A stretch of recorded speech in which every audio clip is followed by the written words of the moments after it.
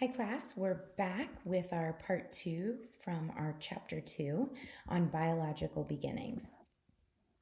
So when I ended with you on our last chapter, we kind of finished talking about sex-linked chromosomes and sex-linked chromosome abnormalities. I'd like to now shift over to talking about environmental influences and how our environment also equally impacts our development. So, there are a couple of ways that developmental psychologists talk about environmental influences. The first is going to be shared environmental influences, and the second will be non shared environmental influences. Shared environmental influences are, when you think about an environment and you think about people that are all living together, we have experiences that we share with our families, and they make us similar to one another. So oftentimes we look at this in terms of siblings and sibling development. So you think about yourself and your sibling, and maybe the two of you are very similar on some aspect. This may be the result of a shared environmental influence. So, for example, parents may model similar interests for all children and rely on similar strategies to foster intellectual growth. An example of this would be that my parents used to read to both my brother and myself.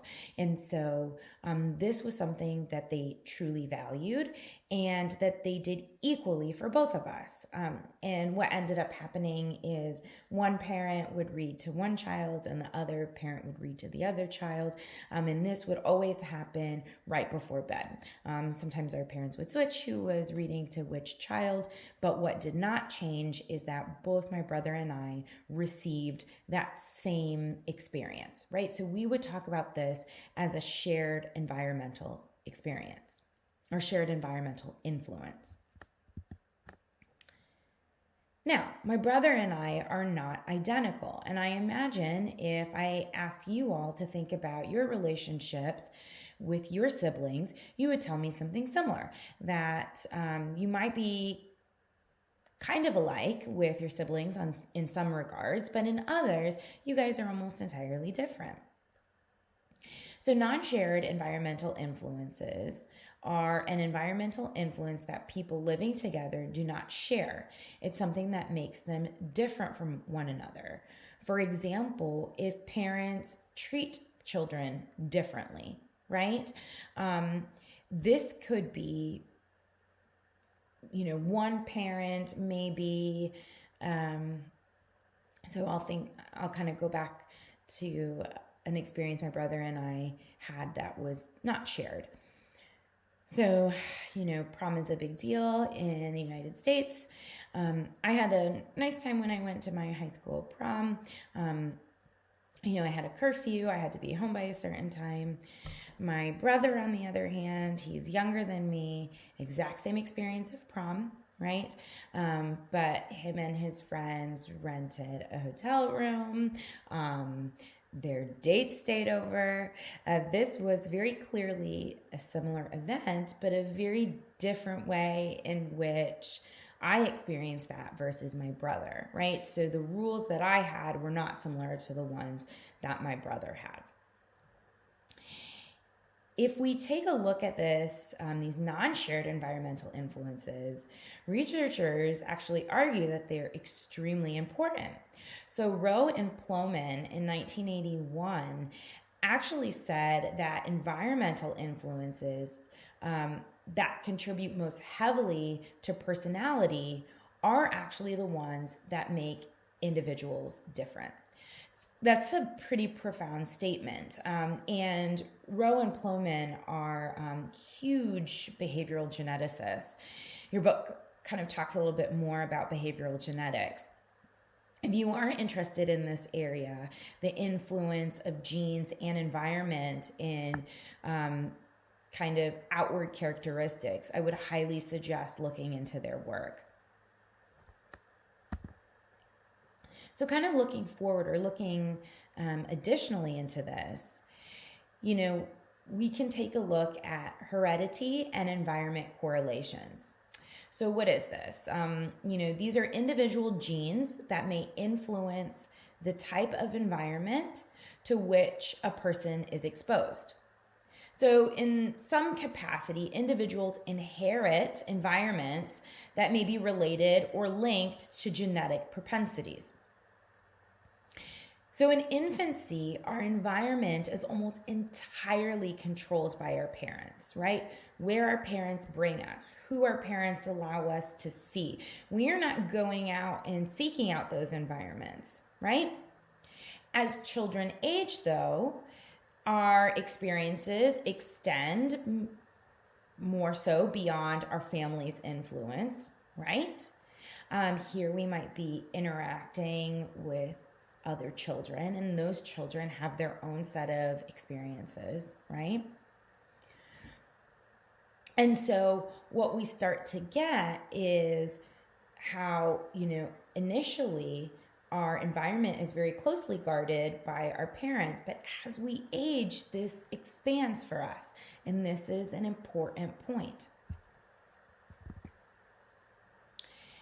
So we think about our environment and our genetics, right? And so there is this idea, and if we look at the heredity environment correlation, that what we are born with influences the environment.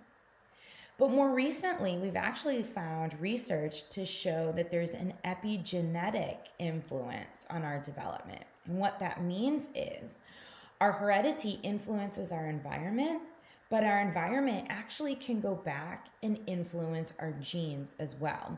I have a link posted for you in your PowerPoint notes, and I would take a look at it. It's really very fascinating to think about this epigenetic relationship, that we may be born in a specific way, but based on our environmental experiences, how we may become different. They actually explore this with twin studies, identical twins. So presumably identical twins share 100% of their genetic material, right? And yet you'll see twins as different beings, maybe in terms of how they age. How is that happening? Well, we all have certain genes, but then our environment, the choices we make in our environment go back and influence us at the genetic level as well. Very, very neat. It's a short clip, not super long. If you have some time, I highly suggest taking a look at it.